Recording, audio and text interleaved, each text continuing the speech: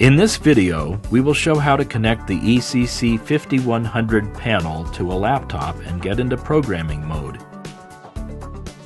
Once both the ECC panel and laptop are powered on, connect an Ethernet cable from the laptop to the ECC's panel J2 port.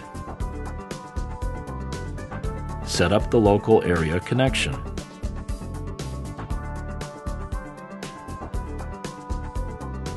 Enter IP address 169.254.3.3 into your browser.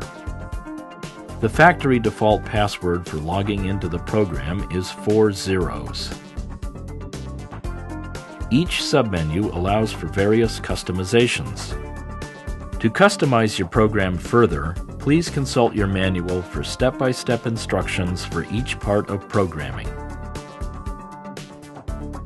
That concludes this Firelight Alarms Light tip. If you have further questions or need access to product manuals or other documentation, please visit us at firelight.com. Thanks for watching.